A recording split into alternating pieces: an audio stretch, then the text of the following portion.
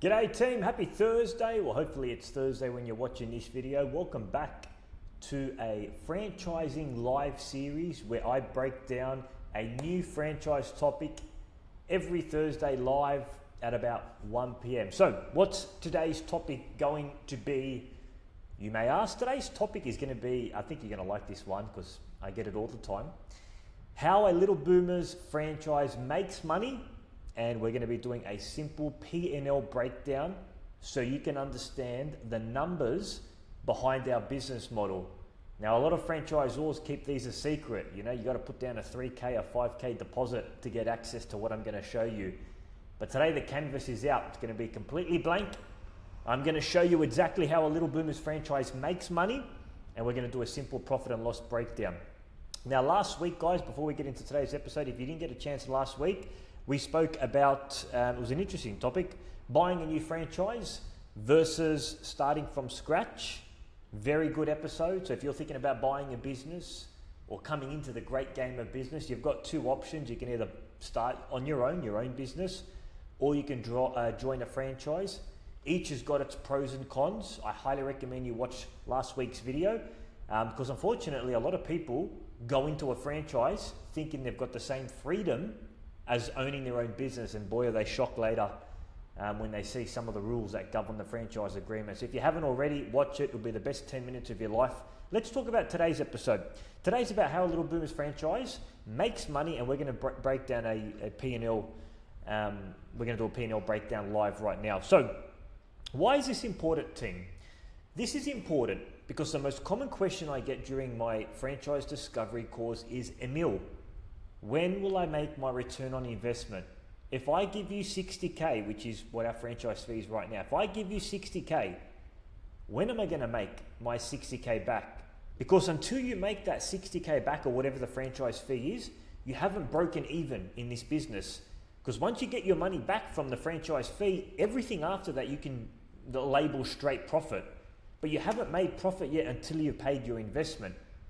And I know, you're probably worried and concerned. The number one fear is, if I give X amount of dollars for this franchise, when will I make it back? I mean, every smart investor thinks about that, whether it's shares, Bitcoin. If I put in $50, when would I make my return on investment? We're going to be talking about that today. But I want to start by saying one of the common misunderstandings I get, it's called the revenue myth. And what people don't understand when they're coming into a franchise, or more so when they ask the question, hey, when will I make my return on investment?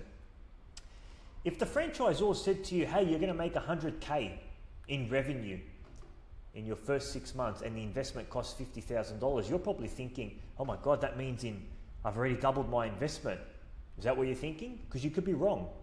Because the problem with revenue is revenue does not pay the investment off. Profit pays your investment off.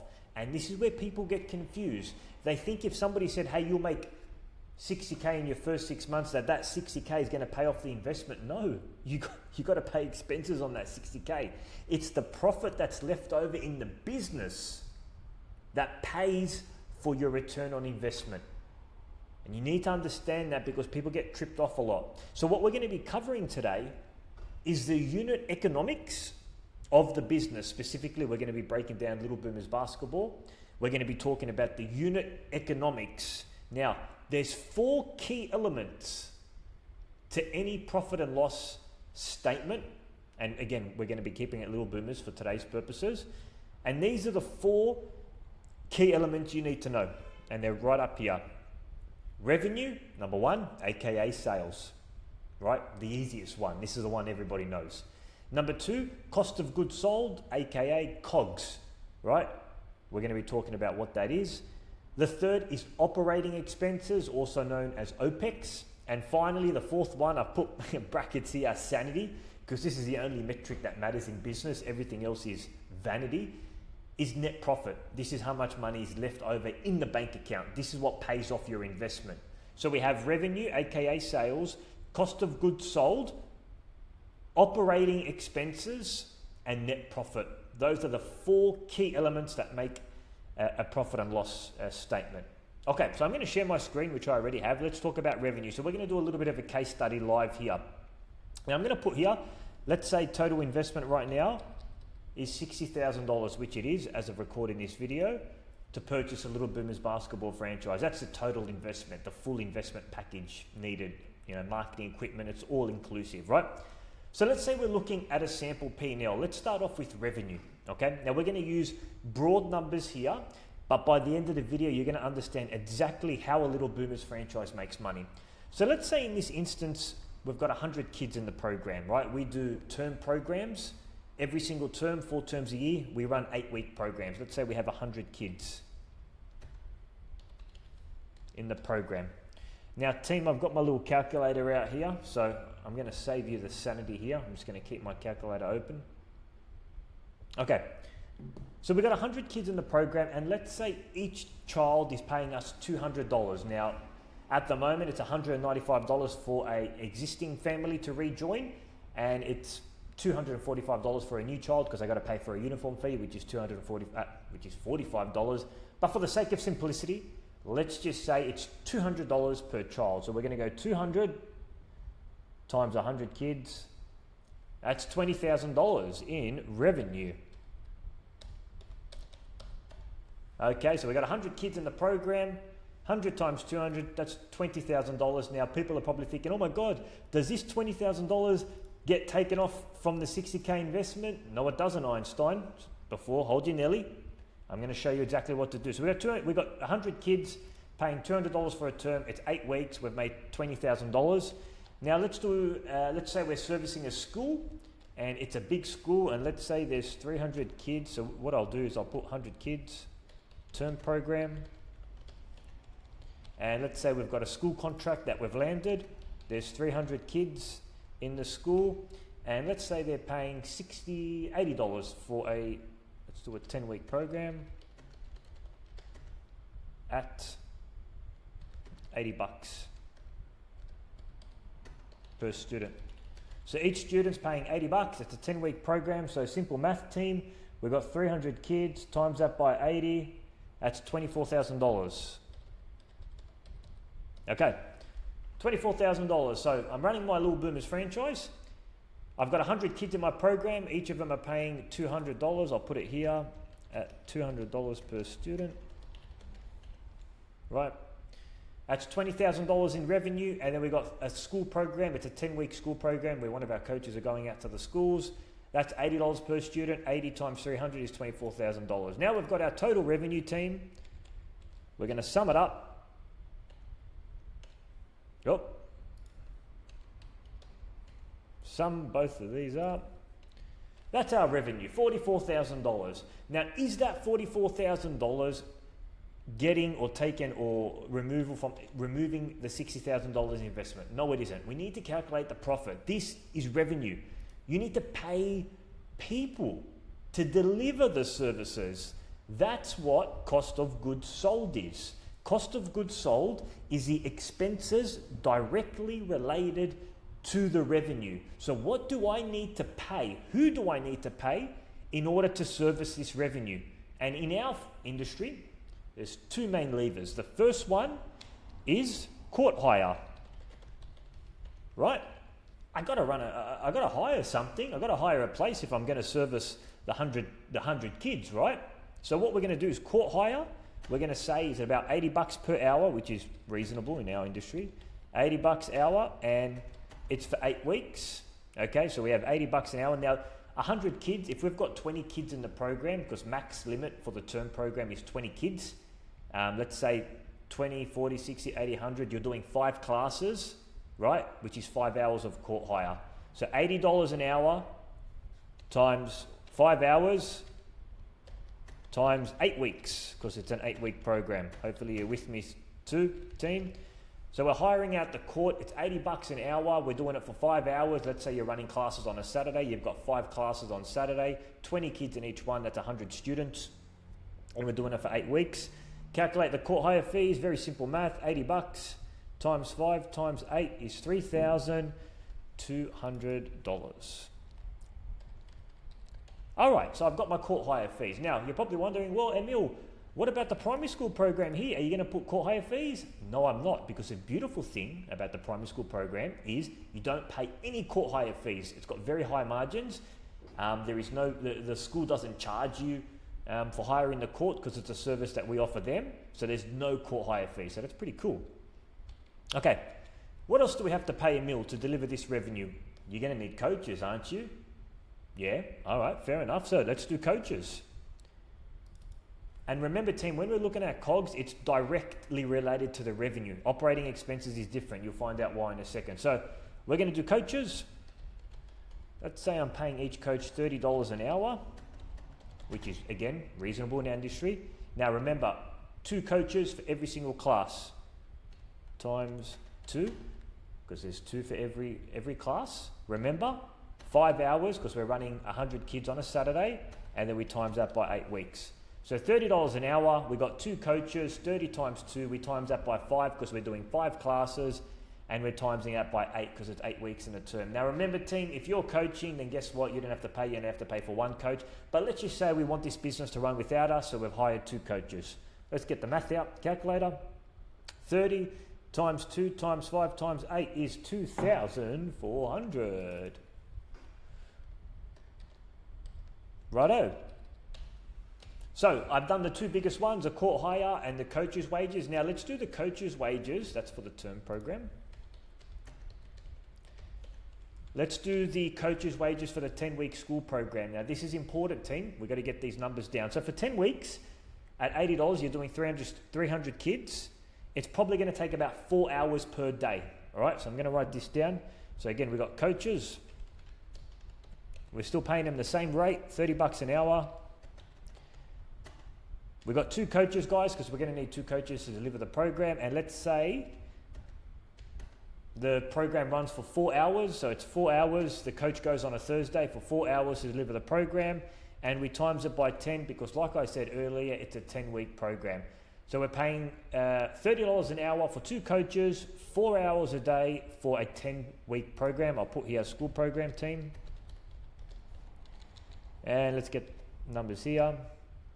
30 times 2 times 4 times 10.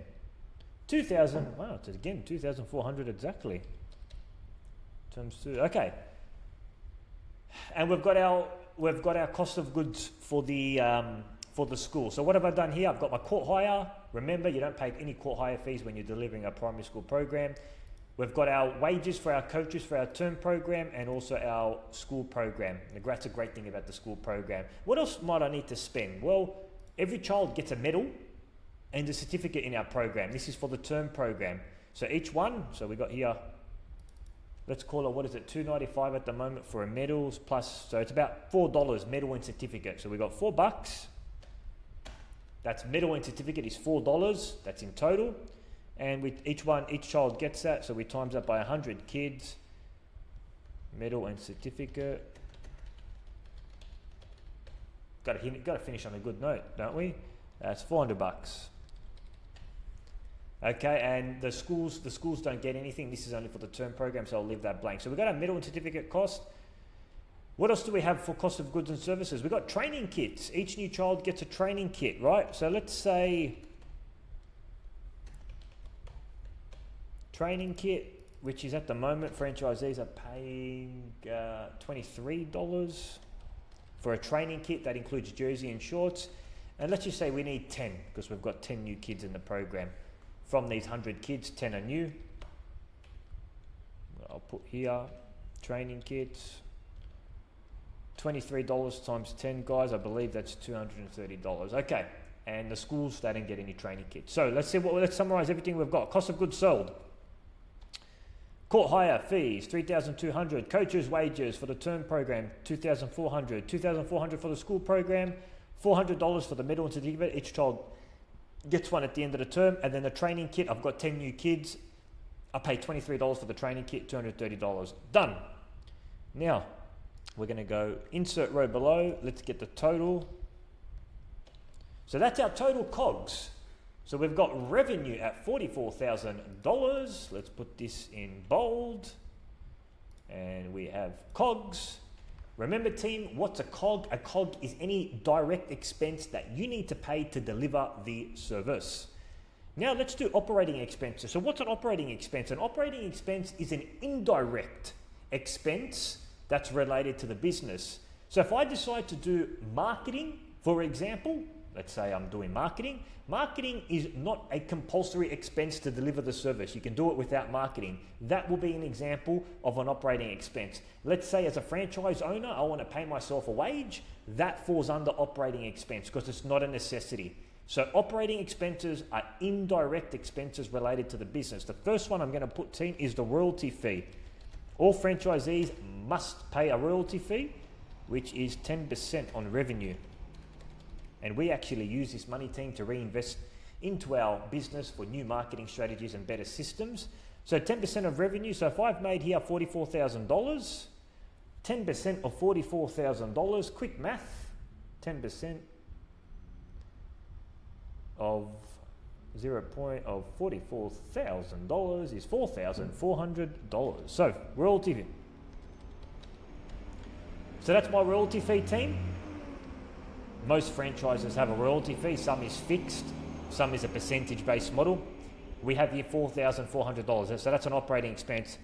Let's say, for example, I had to do marketing. I spent on Facebook ads, let's say $500.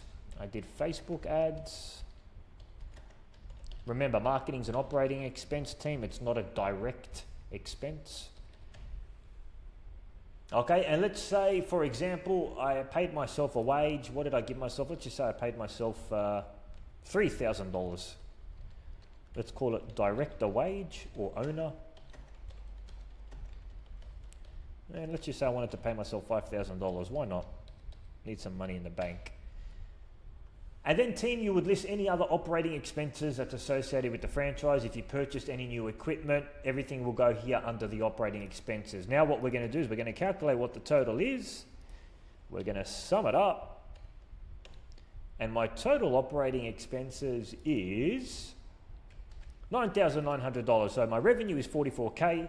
My cost of goods services, $8,630. My operating expenses is my royalty fee, my Facebook ads, and my director or owner wage. If you don't want to pay yourself a wage, which I recommend in the first year, you can reinvest back in the business, you can remove that. Now, let's figure out the sanity metric, the only metric that matters in business, which is net profit. So, we're going to get our revenue, our sales, aka our vanity metric, and we're going to minus that from the COGS, which is how much we had to spend to deliver the services. And then we're going to minus the expenses. And this number, ladies and gentlemen, that you're about to see is the only number that matters in business. It's net profit. Here we go, 3, 2, 1, enter, boom. I made $25,000. And let's put this in green because this is the only number that matters. $25,000. So now I can say from this service here at 100 kids, $200 per student, and a primary school contract with 300 kids for 10 weeks, I made $44,000. In order to service that $44,000, I spent $3,200 on court hire fees, $2,400 on coaches' wages, $2,400 on coaches' wages for the school program, $400 for a medal and certificate for each child, $230 on training kits. That cost me $8,630. Then my operating expenses were $4,400. Royalty fee, mandatory, have to pay that. Now this can sit here or here, it doesn't matter. $500 for my Facebook ads campaign that I used to pump up my registrations to get those kids.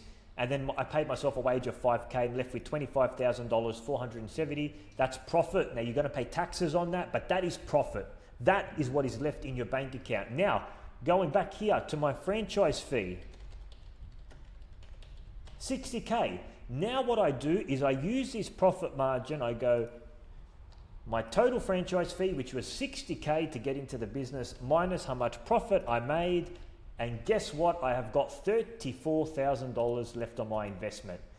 That is how much profit that has gone to reduce my franchise fee. And I've taken down that $60K to $34,530. I used the profit here to pay my initial investment down. And that, ladies and gentlemen, is how Little Boomers Basketball makes money and how you should be looking at your return on investment when you're purchasing a Little Boomers franchise. Hopefully that makes sense. Now, the great thing about this business model, team, is, you know, these 100 kids that I had to fight for, I had to, you know, call parents and get those 100 kids. Once they sign up to your program, we have an 80 to 85% network renewal rate, which means if you take care of your customers, key caveat, if you take care of your customers, 75 to 80 of those kids should come back the next term. So that's great reoccurring revenue like clockwork, every single term, recurring. It's a membership model, subscription based. It's not like these 100 kids go away. It's a subscription based model, so those kids come back in. If you take care of your existing members and you expand your location, the sky's the ceiling, really.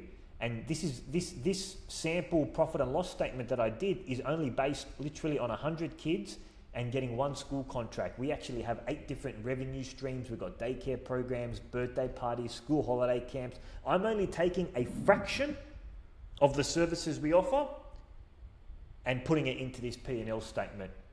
So I hope this makes sense. Now, team, I want to finish with a couple of things here, and I've written these notes down, and this is really important. So one of the common questions I get is, Emil, how quickly can I make my return on investment if I invest in a Little Boomers basketball franchise? On average, franchisees can get their return on investment between 6 to 18 months. But the reason why this question is tricky is because I don't know how hard you're going to go into this business. If you land 3 school contracts at 300 kids, you've practically almost made up your investment, to be honest with you. If you land 3 or 4 big school contracts using these numbers, you've almost instantly made your return on investment. So really, the question is how hard you're going to go in this business. If you take it all the way, you're going to make your return on investment much quicker than someone that's, you know, a lot more relaxed. You just saw here $24,000 for one school contract. That's insane. Now, 2 other things. One clear takeaway that I want to finish on this video, team. And I said this before, always remember, profit pays off the investment, not revenue. Revenue is sanity. Revenue, other way around.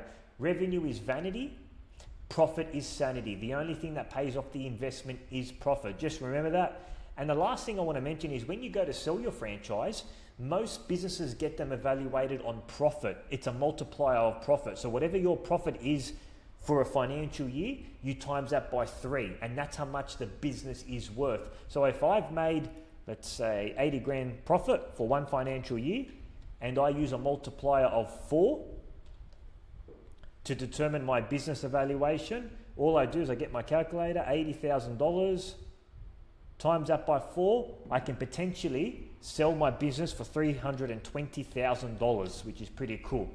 So profit's very important, especially when you go to sell your franchise. We use a multiplier of anywhere between 2 to 4 of your profit to determine the sale price of your business. Team, that brings us to the end of the video today. I hope you enjoyed this case study breakdown.